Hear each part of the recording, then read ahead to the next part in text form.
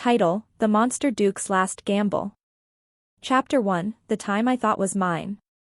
Rionah Blanchett stood at the grand balcony of her family's estate, gazing at the setting sun with a bittersweet smile. At 20 years old, she had been given a diagnosis that shattered her world, a rare illness with only 3 months left to live. The weight of it pressed on her chest, but instead of despair, a strange clarity took hold. "If I'm going to die," she whispered to herself, "I may as well live the way I've always wanted." Rionah's first step in her newfound freedom was to break off her engagement with Lord Edric, a cold and distant man chosen for her by her father.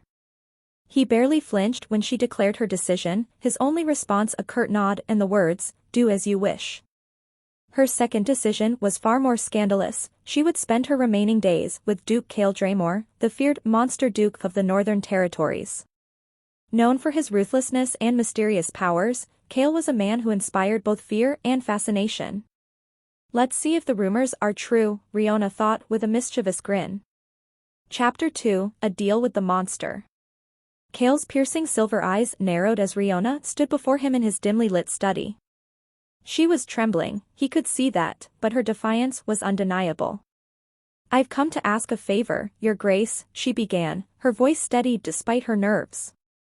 Chaol leaned back in his chair, his gaze unrelenting. "And what would a dying girl like you want from me?"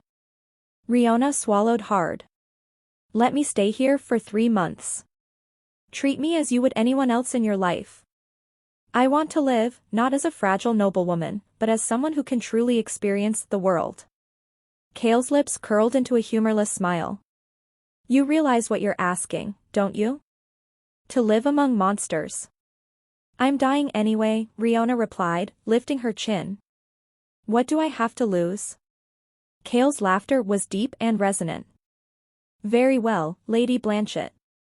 But remember, if you run away, there will be consequences." Chapter 3, The Lies That Bind.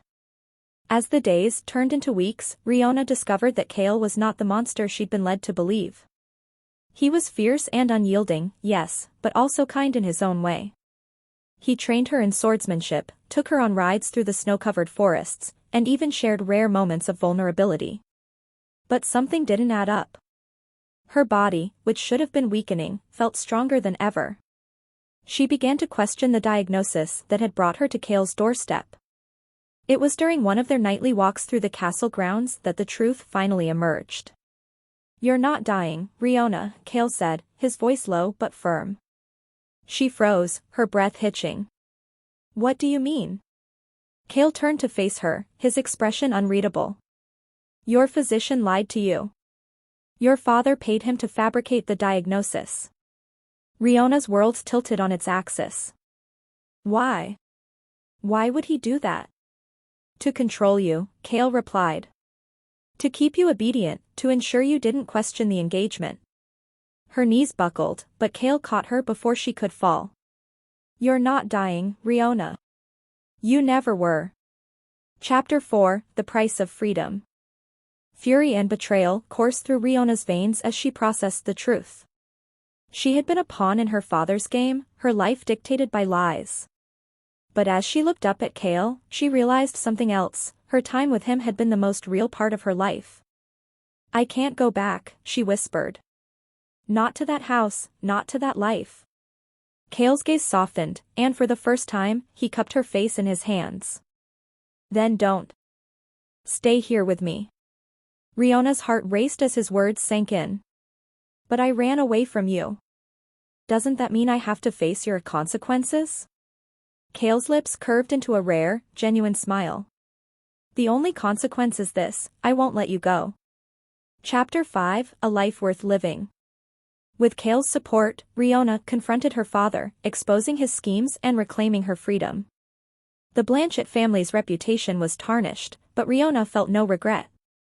She had found her strength, her voice, and her place in the world. Returning to Chaol's castle, she found herself drawn to the man who had shown her what it meant to truly live.